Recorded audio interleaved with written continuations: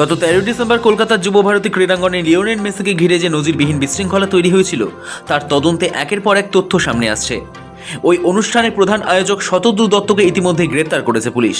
বর্তমানে তিনি বিধাননগর দক্ষিণ থানার পুলিশ হেফাজতে রয়েছেন এবং নিয়মিত জেরা চলছে। তদন্ত সূত্রে জানা গিয়েছে, জেরার মুখে শতদ্রু দাবি করেছেন মেসির ইভেন্ট পরিচালনার জন্য তার সংস্থার প্রায় 150 জন কর্মী উপস্থিত ছিলেন। পাশাপাশি রাজ্যের ক্রীড়ামন্ত্রী অরূপ বিশ্বাসের আমন্ত্রিত প্রায় 300 জন অনুষ্ঠানে হাজির ছিলেন। শতদ্রুর বক্তব্য অনুযায়ী ওই আমন্ত্রিতদের অধিকাংশই মন্ত্রীর ঘনিষ্ঠ একটি ক্লাবের সঙ্গে যুক্ত, যদিও এই বিষয়ে অরূপ বিশ্বাসের প্রতিক্রিয়া পাওয়া যায়নি। আগেই তিনি জানিয়েছিলেন সরকার তদন্ত কমিটি গঠন করেছে এবং তদন্ত চলাকালীন তিনি কোনো মন্তব্য করবেন না।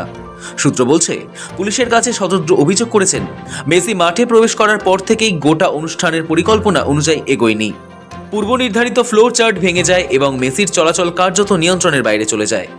বারবার আলিঙ্গন করা এবং অতিরিক্ত সেলফি তোলার চেষ্টা থেকেই মেসি ও তার সঙ্গীরা বিরক্ত হন বলে জেরায় জানিয়েছেন শতদ্রু। সেই কারণেই পরিস্থিতি ক্রমশ অশান্ত হয়ে ওঠে। জেরার সময় শতদ্রু এও দাবি করেছেন গোটা অনুষ্ঠানের পেছনে খরচ হয়েছে প্রায় 100 কোটি টাকা। মেসির পারিশ্রমিকই ছিল প্রায় 89 কোটি টাকা। এর সঙ্গে জিএসটি ও অন্যান্য খরচ যোগ হলে মোট অঙ্ক দাঁড়ায় প্রায় 100 কোটিতে। শুক্রবারই বিধাননগর কমিশনারেটের পুলিশ শতদ্রুর হুগলির রিসরার বাড়িতেও তল্লাশি চালায়। তদন্তকারীদের দাবি, শতদ্রুর দেওয়া তথ্য অনুযায়ী মোট খরচের মধ্যে প্রায় 30 কোটি টাকা এসেছে আদানি সহ বিভিন্ন স্পন্সরদের কাছ থেকে। আরও 30 থেকে 35 কোটি টাকা এসেছে হায়দ্রাবাদ থেকে। বাকি অর্থ টিকিট বিক্রির মাধ্যমে তোলার পরিকল্পনা ছিল। কলকাতায় টিকিট বিক্রি থেকে প্রায় 20 কোটি টাকার বেশি পাওয়ার কথা ছিল বলেও জেরায় জানিয়েছে শতদ্রু। শতদ্রুর 20 কোটির বেশি টাকা ফ্রিজ করল সিট। ইতিমধ্যে মেসির ভারত সফরের মূল উদ্যোক্তা শতদ্রু দত্তর বিরাট সম্পত্তি ফ্রিজ করেছে রাজ্য সরকারের গঠন করা বিশেষ তদন্তকারী দল। সূত্রের খবর, শতদ্রুর বাড়িতে তল্লাশিতে পাওয়া তথ্যের ভিত্তিতে তার অ্যাকাউন্টে 20 কোটি টাকার বেশি ফ্রিজ করা হয়েছে।